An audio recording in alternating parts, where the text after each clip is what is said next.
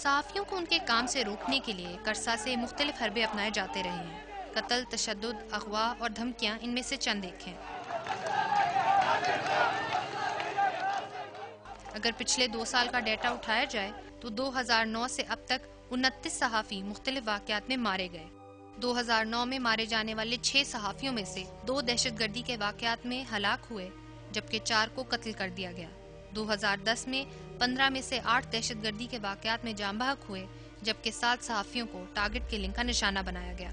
जनवरी 2011 से अब तक 8 सहाफ़ी अपनी जान से हाथ धो बैठे हैं। इनमें से 6 को कत्ल किया गया, जबकि 2 दहशतगर्दी के वाक़यात में मारे गए। दूसरी जानिब अगर तशद्दुद, अगवा या धमकियों के वाक़यात की बात की जाए तो इनकी तादाद कहीं ज़्यादा है। इंसानी हकूक़ के नुमाइंदा तंजीमों के आदाद शुमार के मुताबिक सिर्फ 2010 में ही ऐसे 53 केस सामने आए। ये तादाद सिर्फ उन वाक़यात की है जो मंजर आम पर आ सके। पाकिस्तान तो अब सहाफ़ियों के लिए बड़ी ख़तरनाक जगह करार दिया गया है और सहाफ़ी मारे जाते हैं। और लेकिन सलीम शहजाद का केस जो है, इसे कहते हैं ओपन एंड शट केस, यानी इतनी एविडेंस पहले कभी नहीं मिली, यानी मारने वालों के बारे में और मारने वालों के मोटिव के बारे में, जितनी इस केस में मिली है। सीनियर सहाफ़ियों और माहिरीन के मुताबिक सलीम शहजाद की मौत के बाद जिन पसे पर्दा ताकतों को ये गुमान था कि सहाफ़त की आवाज़ को दबाया जा सकेगा, इस वाक़ये के रद्द अमल ने उन्हें गलत साबित किया।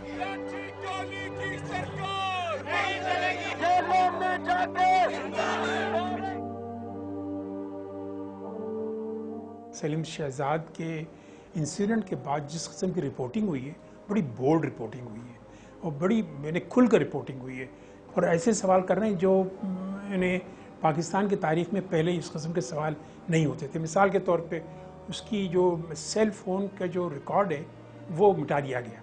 सवाल ये लोग इस वक्त कर रहे हैं, मैंने ख़बरों में कर रहे हैं कि इस किस्म का एक्शन जो है कौन ले सकता है। पाकिस्तान के अंदर जो सहाफ़ियों के लिए हालात हैं वो शायद अफ़गानिस्तान से भी बदतर हैं। हुकूमत को जो है जब तक अपनी पॉलिसियों में चेंज लेके नहीं आएगी तब तक सिचुएशन चेंज नहीं होगी। ये इसका कोई हल नहीं है कि आप सिर्फ पैकेज दे दें और एक साइड पे जो भी जर्नलिस्ट उनकी तरफ से जो लिमिट्स बनाई गई हैं उनको क्रॉस करे तो उसे मारें और दूसरी साइड पे उसके घर वालों को 5, 10, 20 लाख रुपए दे दें।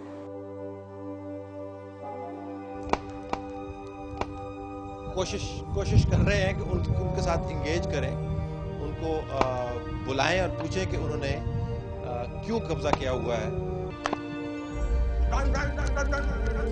पाकिस्तान के अंदर बदकिस्मती से रियासत की रेट इतनी कमज़ोर हो गई है कि अगर आप आज़ाद सहाफ़त करना चाहें तो उसके लिए आपको एक यूनिक सेट ऑफ स्किल्स चाहिए होगी, और वो सेट ऑफ स्किल जो है बुनियादी तौर पर सर्वाइवल स्किल है।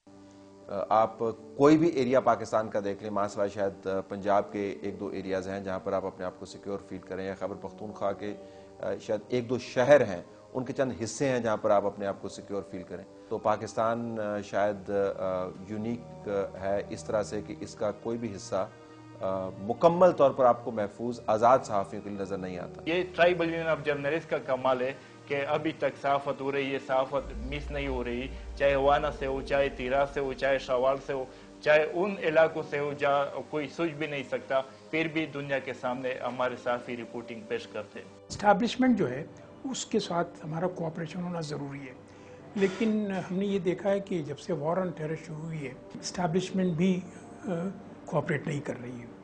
इन्हें इस्टेब्लिशमेंट के भी अप्रोच मीडिया की तरफ कुछ हॉस्टाइल रहा है, लेकिन ये भी हमारा काम है मीडिया का कि हक़ाइक़ अवाम को बताते रहें।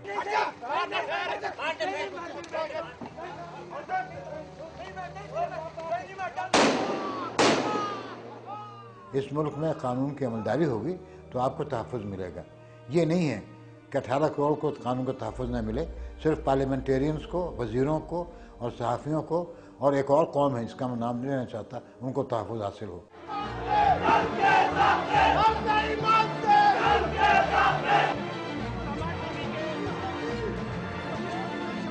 इन्होंने हमें ये तक कहा है कि हमारे चेहरे पहचान लो, तुम लोगों को हम बाद में नहीं छोड़ेंगे, हमारे पास पिस्टल नहीं है, तुम्हें हम यहाँ गोली मारेंगे।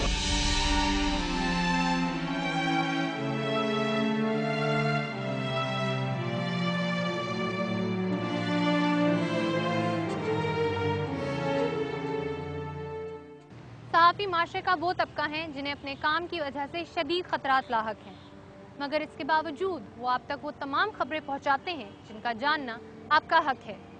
अगर सहाफ़ी अपने इर्द गिर्द मौजूद इन खतरात और मुश्किलात से डर कर हार मानने लगे तो मुआशरे से एहतसाब का नामो निशान मिट जाएगा। इसके साथ साथ सहाफ़ियों को भी ये समझने की ज़रूरत है कि खबर के हसूल के लिए वो कोई ऐसा कदम ना उठाएं जो उनके लिए जानलेवा साबित हो। इसके साथ ही मुझे इजाज़त दीजिए। अल्लाह हाफ़िज़।